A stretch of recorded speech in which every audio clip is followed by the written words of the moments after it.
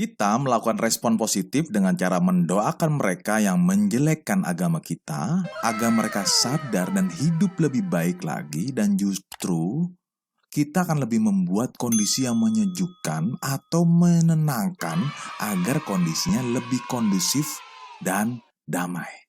Leadership is fun.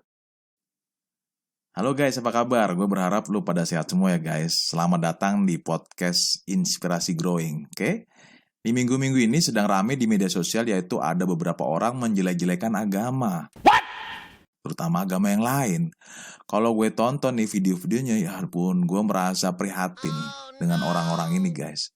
Gue tuh merasa energi positif gue tuh terserap guys, dan jadi merasa tidak damai. Makanya gue nonton cuma sekali doang, habis itu udah selesai, gak mau nonton lagi.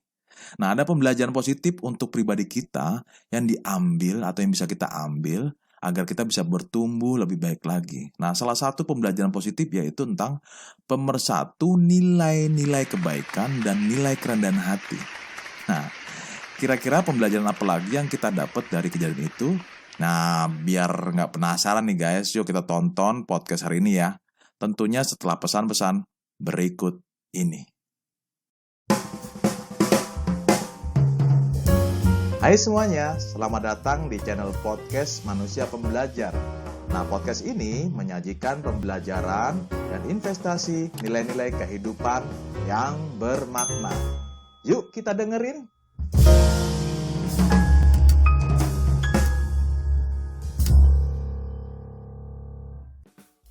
Ada pembelajaran positif yang kita dapat dari kejadian itu guys. Pembelajaran yang pertama adalah mengapa mereka melakukan hal itu. Pembelajaran yang kedua, kesombongan rohani atau religius. Pembelajaran yang ketiga, pemersatu nilai kebaikan dan nilai kerendahan hati.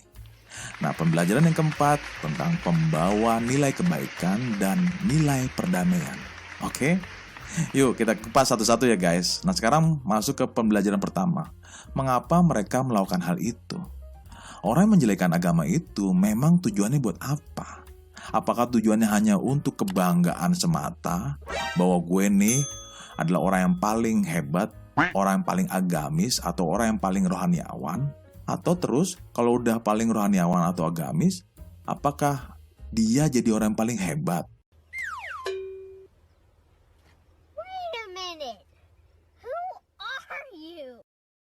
Nah, itu pertanyaan menarik tuh guys.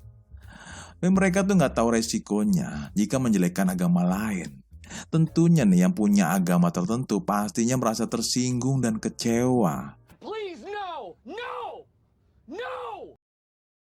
Dan adanya kekecewaan itu ya wajar lah. Karena mereka juga punya keyakinan demikian. Gua sendiri pasti merasa kecewa dan prihatin mendengar hal itu. Tinggal kita nih, mau merespon apa tentang kejadian itu guys? Apakah kita mau merespon negatif dengan cara menjelek-jelekan agama lagi, alias balas dendam mengolok-olokkan lagi, atau memprovokasi alias memanas-manasi untuk membalas menjelekkan agama lain, sehingga malah menjadi tambah rumit dan tambah kacau? Oh, hell no. Atau kita malah merespon positif dengan cara mendoakan mereka yang menjelekkan agama kita, agar mereka sadar dan hidup lebih baik, dan justru juga kita malah lebih membuat kondisi yang menyejukkan atau menenangkan agar kondisinya lebih kondusif dan damai.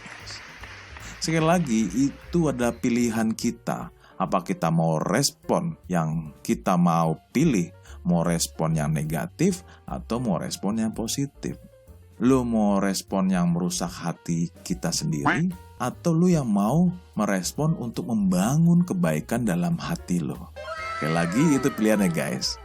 Nah, sekarang pembelajaran yang kedua, kesombongan rohani atau religius. Bagi gue nih, orang yang menjelekkan agama lain, bagi gue pribadi adalah orang-orang yang mempunyai pribadi yang sombong guys. Sombong amat. Loh, kok bisa gue? Bisa bro, karena apa? Karena merasa paling hebat dan paling menguasai agamanya. Kesombongan tuh dengan cara apa? Yang menjelekkan agama yang lain.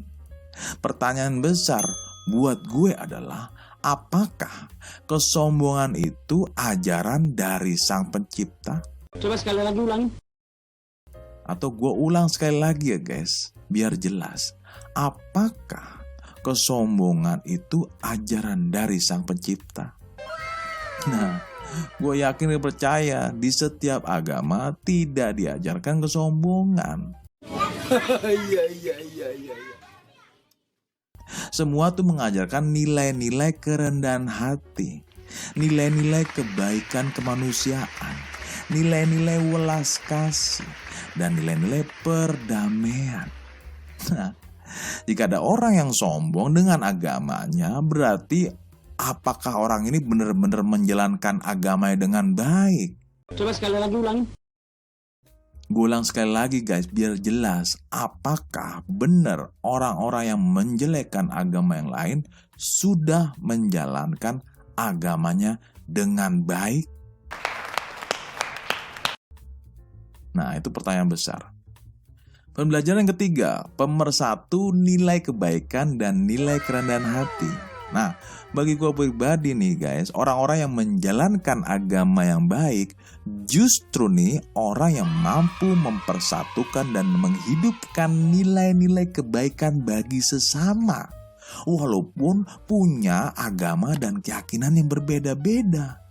Bukannya malah mengolok-olok guys.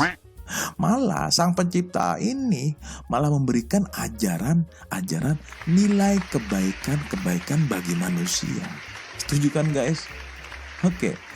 Kemudian pribadi gue juga adalah orang-orang yang menjalankan agama yang baik justru nih orang yang punya nilai kerendahan hati yang luar biasa, terutama kepada sesama, walaupun dengan agama dan keyakinan yang berbeda-beda.